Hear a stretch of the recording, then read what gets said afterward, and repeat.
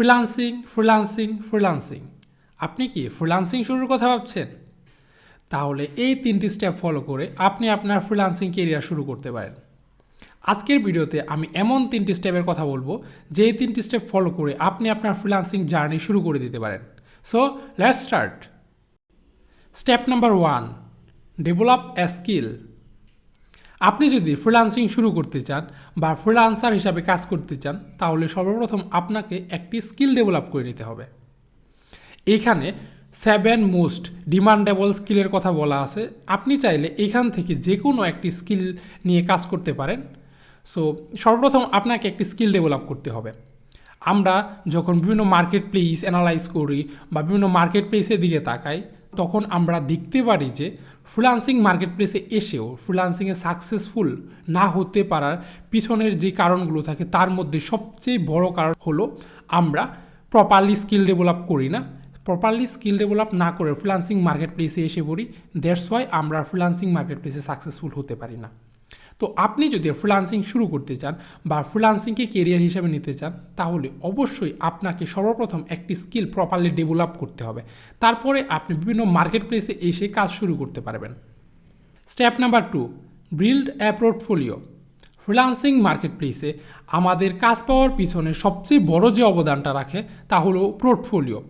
আপনি যদি প্রপারলি আপনার পোর্টফোলিওটা বিল্ড আপ করতে পারেন, তাহলে আপনার জন্য ফ্রিল্যান্সিং মার্কেট প্লেসে ক্লায়েন্ট পাওয়া বা কাজ পাওয়া খুবই ইজি হয়ে যাবে।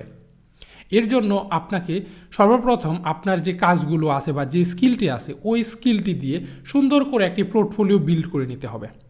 সো আপনি যদি আপনার পোর্টফোলিওটি সুন্দর করে বিল্ড করতে পারেন, তাহলে যখন ক্লায়েন্ট আপনার কাছে আসবে বা আপনার সাথে কনভারসেশন করবে, ওই টাইমে যদি আপনি ক্লায়েন্টকে আপনার এই পোর্টফোলিওটা শো করতে পারেন এবং ক্লায়েন্ট যদি ইমপ্রেস হয় আপনার পোর্টফোলিওটি দেখে, তাহলে আপনার কাজ পাওয়ার পসিবিলিটি অনেক বেড়ে যাবে। সো আপনাকে স্কিল ডেভেলপ করার পরে সেকেন্ড স্টেপে এসে একটি সুন্দর করে পোর্টফোলিও বিল্ড করে নিতে হবে। তাহলে আপনার ফ্রিল্যান্সিং মার্কেট প্লেসে বা বাহিরেও কাজ পাওয়া অনেক ইজি হয়ে যাবে। Step number 3, providing service. So যেহেতু এখন আপনার স্কিল বিল্ড আপ হয়ে গেছে, পোর্টফোলিও বিল্ড আপ হয়ে গেছে, তো এখন আপনি ফ্রিল্যান্সিং মার্কেট প্লেসে কাজ করার জন্য রেডি। তার জন্য আপনি ফাইবার, আপওয়ার্ক, পিপল পাওয়ার আওয়ার এই সকল যে ফ্রিল্যান্সিং মার্কেট প্লেসগুলো রয়েছে, এই মার্কেট প্লেসগুলোতে গিয়ে আপনি আপনার কাজ শুরু করে দিতে পারেন। তার জন্য ওই সকল মার্কেট প্লেসে গিয়ে আপনার একটা অ্যাকাউন্ট খুলে নিতে হবে, গিগ পাবলিশ করতে হবে, তারপরে আপনি আপনার সার্ভিস প্রোভাইড করবেন বিভিন্ন ক্লায়েন্টকে। যেহেতু আপনি বিগিনার হিসাবে ফ্রিল্যান্সিং শুরু করবেন, সো আমি রিকমেন্ড করব আপনি ফাইবার দিয়ে আপনার ফ্রিল্যান্সিং জার্নিটা শুরু করতে পারেন। ফাইবার বিগিনারদের জন্য খুবই সুইটেবল একটি প্ল্যাটফর্ম। ওকে, এই 3টি স্টেপ ফলো করে আপনি আপনার ফ্রিল্যান্সিং কেরিয়ার শুরু করতে পারেন।